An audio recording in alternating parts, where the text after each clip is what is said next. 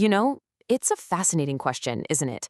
Why do some leaders just completely crash and burn, while others, facing a similar crisis, manage to pull through?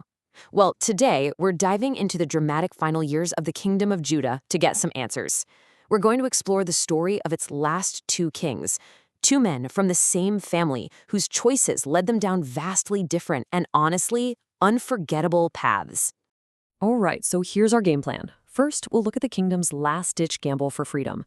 Then, we'll zero in on the first king's huge mistake that set everything in motion. And that leads us to the heart of it all, surrender versus rebellion, and the two very different paths these men took. We're going to find out why these sacred promises, these covenants, were the absolute key to understanding this whole situation. And, what all this reveals about a person's character when the pressure is on. And we'll wrap up with a really powerful idea about the footsteps we leave for others to follow. Okay, so to really get what's happening, you have to understand just how insane the political climate was. We're talking about an incredibly tense and volatile situation. I mean, in less than 20 years, Judah goes from being basically a puppet state for Babylon to being wiped completely off the map. It's so fast. Look at these key moments here. In 605 BC, Judah is forced to bend the knee to Babylon. But then, and this is the real trigger, just 4 years later, in 601 BC, Babylon gets a bloody nose in a battle with Egypt. And that's the moment when everything starts to fly off the rails. So if we want to understand how it all went so wrong so fast, well, we have to start with the first key player in our story, and that is King Jehoiakim. His decisions, his choices, are really what set the stage for the total disaster to come. Okay, so picture this. King Jehoiakim is watching the two superpowers of the day, Babylon and Egypt, go at it. And he sees Babylon, this seemingly invincible empire, actually get weakened. And he thinks, aha, this is it. This is our moment for freedom. So he makes a huge call. He breaks his treaty and stops paying that crippling tribute to Babylon. I mean, talk about a high-stakes gamble. But as we're about to see, he put all his chips on the wrong number. And the consequences, they were immediate. And they were just brutal. First, with Babylon kind of licking its wounds, all these local warlords see an opportunity and they just start raiding the Judean countryside. It was total chaos. Then, just a couple of years later, Babylon is back. And this time, they recovered and they are furious. Their army surrounds Jerusalem. And get this, right in the middle of the siege, he started. King Jehoiakim dies. Just like that, leaving this absolute disaster for his son to clean up. And this is where the story gets really, really fascinating, because it sets up the core question we're looking at today. You've got two leaders from the very same royal family, both staring down the barrel of the Babylonian war machine, but they make completely opposite choices. And the outcomes? Well, they could not be more different. I mean, just look at the contrast here. It's night and day. On one hand, you have King Jehoiachin. He inherits a city that's already surrounded, a totally hopeless situation, and he makes the pragmatic choice. He surrenders. Then you've got his uncle, Zedekiah. This is the guy Babylon handpicked and put on the throne. And what does he do? He rebels. And their fates, wow. One is exiled, yeah, but with a certain amount of dignity. The other faces just unimaginable, brutal punishment. So when Jehoiachin surrenders, Babylon's reaction is actually pretty strategic. They're not just about pointless destruction here. They take the king prisoner, sure, but they also round up the entire elite of the country. We're talking the officers, the fighting men, the skilled workers and artisans, basically anyone who could start or sustain another rebellion.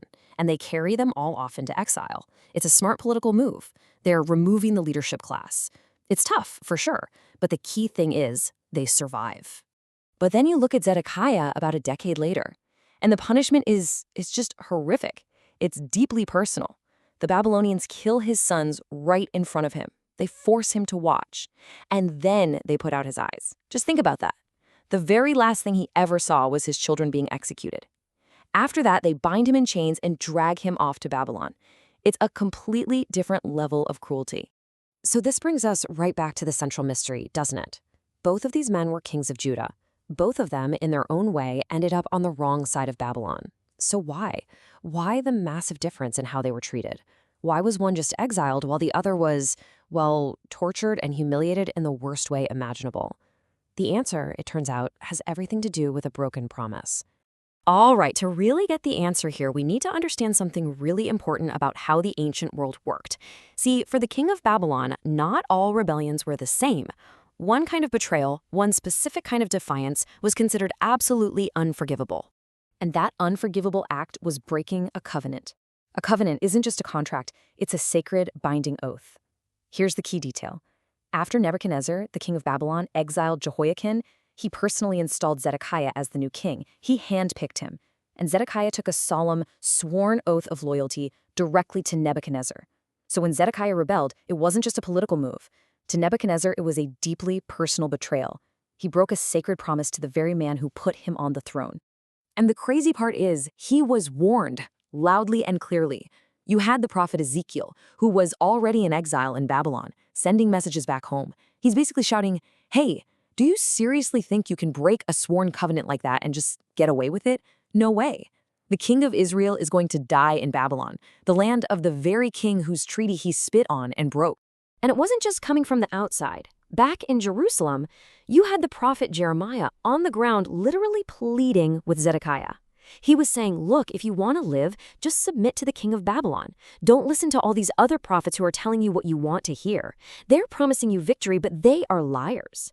So you see, Zedekiah was surrounded by voices of reason, but he chose to tune them out and listen to the popular crowd that was cheering for rebellion. Okay, so he makes this absolutely catastrophic decision. But what can we learn about the character of the man himself, King Zedekiah? How did he act when his whole world came crashing down around him? Well, let's look at his final moments as king.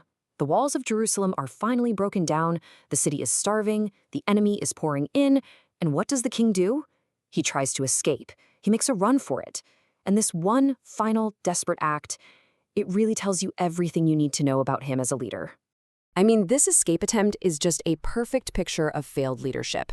First off, it's cowardly, right? He dragged his people into this disaster, and instead of facing the music with them, he tries to save his own skin. Second, it's totally unrealistic.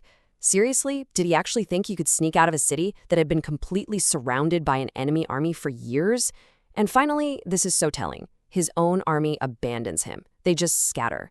In the end, he had shown zero loyalty to his covenant, and he got zero loyalty back when he needed it most. You reap what you sow.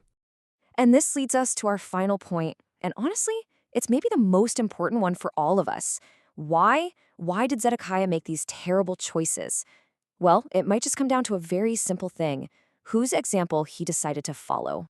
See, what's really important to know is that Zedekiah's father, a king named Josiah, was actually a legendary reformer. He was a good king who tried to do the right thing. But Zedekiah, he didn't follow in his dad's footsteps.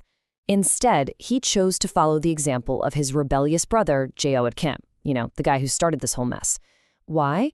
Well, it was the easier path. It was the more popular path at the time. It was, quite simply, the path of least resistance. The author of the book this is based on tells this really powerful little story. He was walking in the snow one day, and his little boy was trailing behind him. And his son called out and said, "Daddy, take shorter steps. I've got to get in your footsteps." Wow, it's such a simple image, but it's so profound, isn't it? It's this perfect reminder that whether we know it or not, someone is always watching us, trying to walk where we walk. And really, that leaves us with a pretty challenging final thought. King Zedekiah chose to follow the wrong footsteps, and it led to his own ruin and the ruin of his entire nation. So it really forces us to look in the mirror and ask ourselves, right? What path are we walking? Because whether it's the easy road or the tough one thing is absolutely for sure: someone, somewhere is watching. And they're trying to get in our footsteps.